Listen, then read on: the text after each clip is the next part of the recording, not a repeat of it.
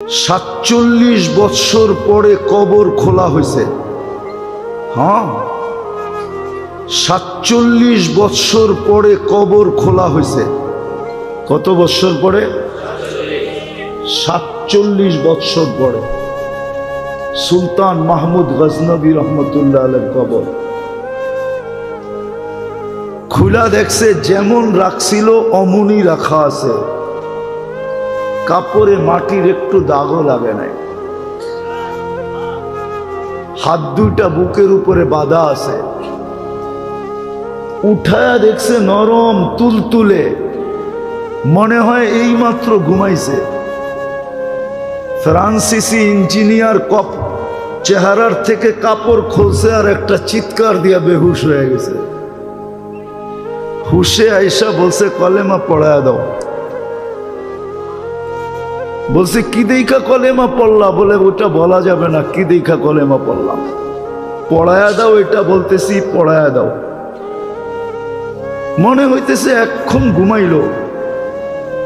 47 বৎসর পরে যিনি আমাদেরও রাজা ছিলেন, ভারতবর্ষ যিনি স্বাধীন করছেন, সুলতান মাহমুদ গজনবী, সেই রাশিয়ার মাথা থেকে নিয়ে ভারতবর্ষের শেষ মাথা পর্যন্ত, যার পায়ের নিচে ছিল, পায়ের নিচে এত বড় রাজা, কেমন ফুটা ফুটছে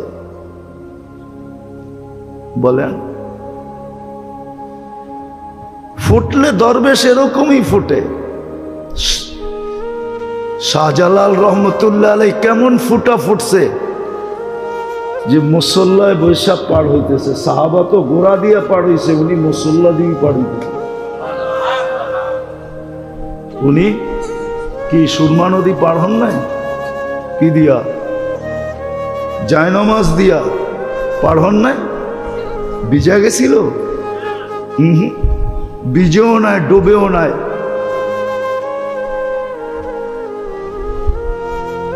এরকম ফোটা ফুটছিলেন। তো যেটা বুঝাইতেছিলাম, যেরকম চাঁদের আলো না হইলে আমাদের ফুলে কোনোদিন ঘ্রাণ আসতো না, বিজ্ঞান বলে কালার আসতো না, ফলে স্বাদ আর মজা আসতো না, রং আর ঘ্রাণ আসতো না। সূর্যের আলো না হলে ফুল কোনোদিন ফুটতো না। সূর্যের কিরণ আমাদের শরীরে না লাগলে অনেক কিছুই হতো না। তদ্রূপ আল্লাহর রহমত যতক্ষণ পর্যন্ত আমাদের উপরে না হবে, যুবকের উপরে যদি রহমত না হয় তো যুবক ফুটবে না, পুরুষের উপরে না হলে পুরুষ ফুটবে না, নারীর উপরে না হলে নারী ফুটবে না, জীবন কেটে যাবে, ফুটবে না। আমি ওই ফুটন্তের কথা বলতেছি, মনে উঠল বিদায় বলতেছি। লাশ জারি হোক, যুবকের হোক আর বৃদ্ধের হোক, নারী হোক আর পুরুষ হোক, ধনী হোক আর গরিব হোক, রাজা হোক আর প্রজা হোক, রব্বে কাবার কসম, জীবন যদি ফুটলো তাহলে লাশ কবরের পাশে নিবে আর কবর সেলুট দিয়া বলবে, ইদান উহাব্বিলু লাকা বাতনি খাদরা, ইদান উহাব্বিলু লাকা বাতনি খাদরা। তোমাকে রাখতে দেরি, আমার পেট সবুজ শ্যামল হইতে দেরি হবে না। ওয়া ইউহাব্বিল জিসমাকা নূরা, তোমার শরীর আলোকিত হবে। ইয়াসআদ রূহুকা ইলাল্লাহ, তোমার রূহ আল্লাহর সান্নিধ্যে চলে যাবে। তারাল জান্নাতা গুদুওয়াম ওয়া আশিয়া, তুমি সকালে জান্নাত দেখবে, বিকালে জান্নাত দেখবে যদি ফোটে। কিন্তু এটার জন্য শর্ত হলো আল্লাহর রহমত আসতে হবে। যুবকের যৌবনের উপরে আল্লাহর রহমতের ছোঁয়া লাগতে হবে। নারীর নারীত্বের উপরে কয়দিন থাকবা ওইখানে, কয়দিন থাকবো এখানে? 60-70 বছর, এর বেশি তো এখানে থাকার সুযোগ নাই। 60-70 বছরই থাকবো, বেশি দিন তো থাকবো না। কেউ থাকে নাই, কেউ থাকবে না। কোরআন হাদিসের কথাই সত্য, কবি মনীষীদের কথাই সত্য। আজল নে না ছোড়া কেসরা না দারা। মৌত কাউকে ছাড়ে নাই, কাউকে ছাড়বে না। সৃষ্টির সর্দারকেই যখন ছাড়েন নাই, তার কাকে ছাড়বে? ঠিক না? সৃষ্টির রাজাকেই তো ছাড়েন নাই। মুহাম্মদুর রাসূলুল্লাহ সাল্লাল্লাহু আলাইহি ওয়াসাল্লাম সৃষ্টির রাজা, সৃষ্টির সর্দার। শুধু এইখানেই শেষ না, সৃষ্টির সর্দার। সৃষ্টিকে মনে হয় আল্লাহ কখনো রহমতের ছোঁয়া দিতেন না যদি মুহাম্মদুর রাসূলুল্লাহ না হতেন। নাহলে কোরআন কেন বলে ওয়ামা আরসালনাকা ইল্লা রাহমাতাল লিল আলামিন? সমগ্র জগৎ কি মনে হয় আল্লাহ রহমতের ছোঁয়া দিতেন না? কাউকে দিতেন না, কোন সৃষ্টিকে না, না জিন না ইনসান, না ফেরেশতা, না কোনো প্রাণী, কাউকে রহমতের ছোঁয়া দিতেন না যদি বন্ধু না আসতেন, যদি বন্ধু না হইত। মুহাম্মদুর রাসূলুল্লাহ যদি না হইতেন, আজকে যতটুক রহমত পাইতেছি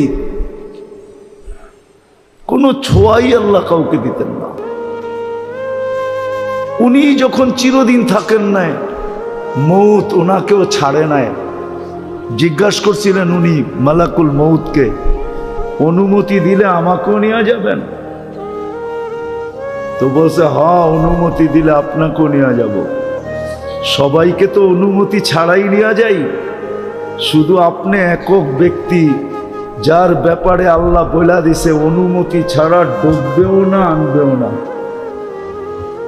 মনে হয় বোঝেন না, অনুমতি ছাড়া কামরায় ডুববেও না, আর অনুমতি ছাড়া বন্ধুকে উঠায় নিয়েও আসবে না। অনুমতি দিলে তারপরে ঢুকবে, তারপরে আনবে। তো বলছে আপনি একক ব্যক্তি, আল্লাহ বলে দিছে অনুমতি ছাড়া ঢুকা নিষেধ, অনুমতি ব্যতীত বুকে হাত রাখা নিষেধ। অনুমতি দিলে আপনাকেও নিয়ে যাব। এই জন্যই মনে হয় কবি লেখছেন লাউ কানাতিদ দুনিয়া মুখাল্লাদা, দুনিয়া যদি চিরদিন কারো জন্য হতো মা মাতা মুহাম্মাদা। তাহলে কোরআন হাদিস পর্যালোচনা করলে দেখা যায় যে মুহাম্মদুর রাসূলুল্লাহ দুনিয়ার থেকে যাওয়ার ব্যক্তিত্ব ছিলেন না। উনিও যখন চলে গেছে আর কতদিন থাকবো আমরা? কিন্তু নিজেকে ফুটায় যেতে হবে। যুবক ভালো মতে বোঝো।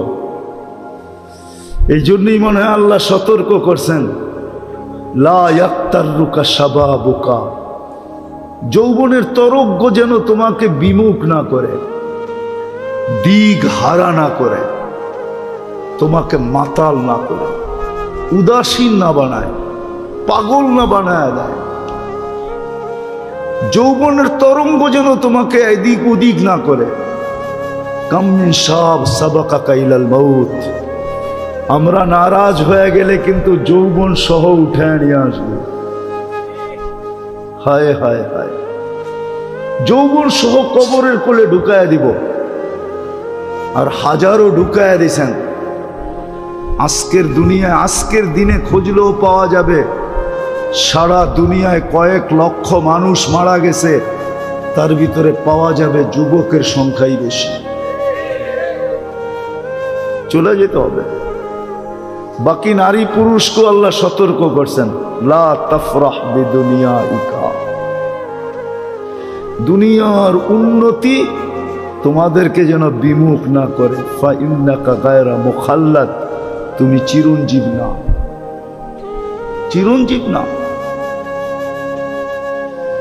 চিরঞ্জীব না। এই জন্যই ফেরেশতা কানে ধ্বনি দিবে আয়সা,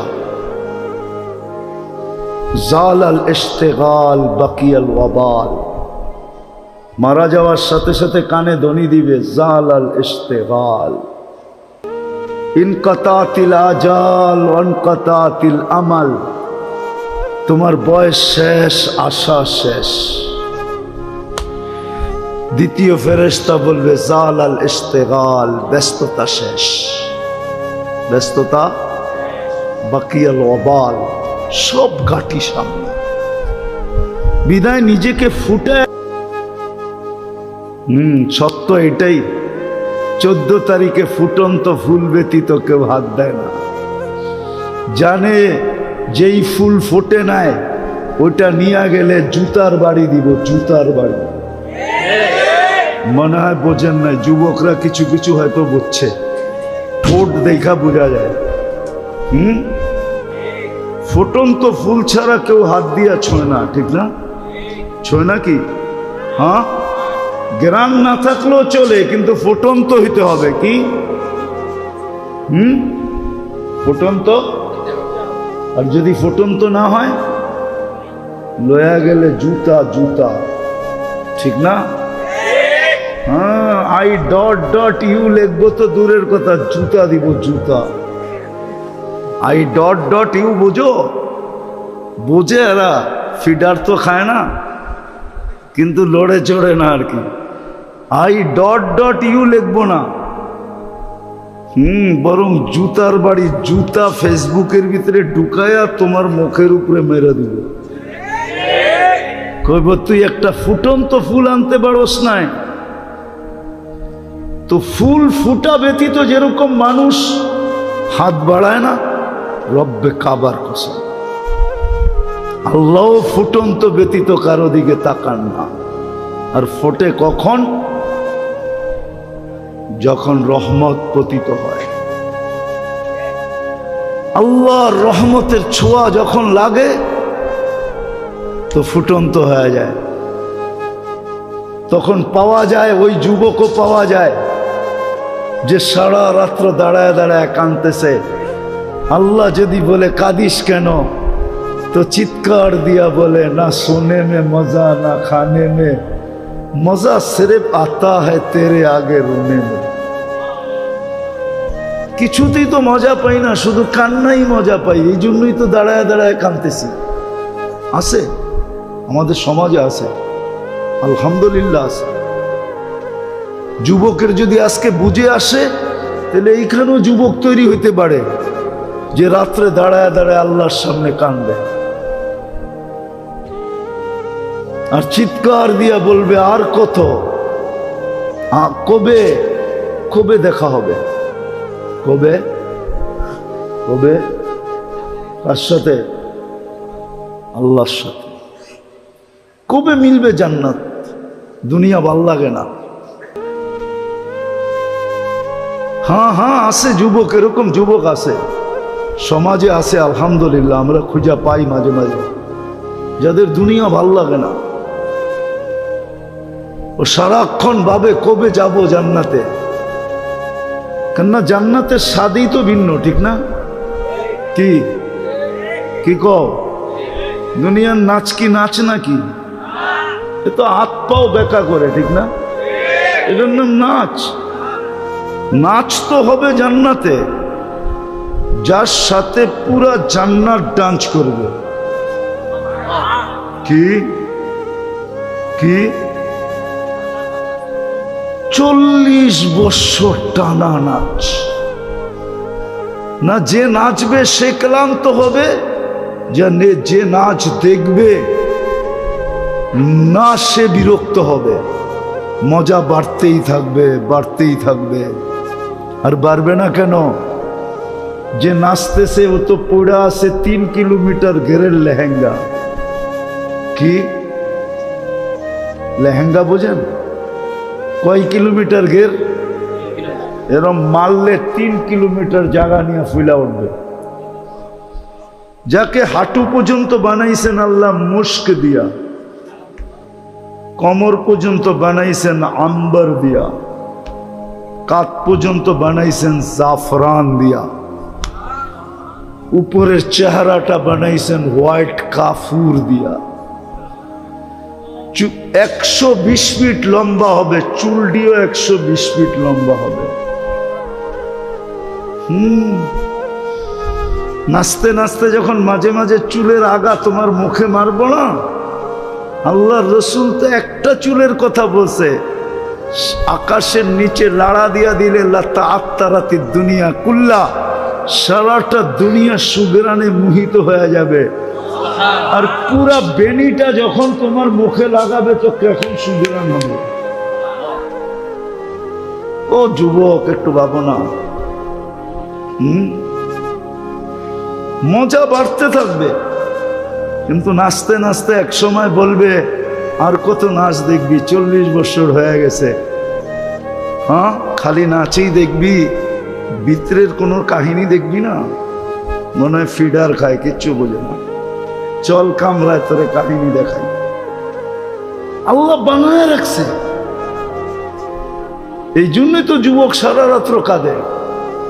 আল্লামা কর্তুবী রহমতুল্লাহ আলাইহি লেখছেন, এক যুবক সারা রাত্র নামাজ পড়তেন, সারাদিন রোজা রাখতেন। গড়ালারা বুঝাইছে এরকম করিস না, পাগল হয়ে যাবি।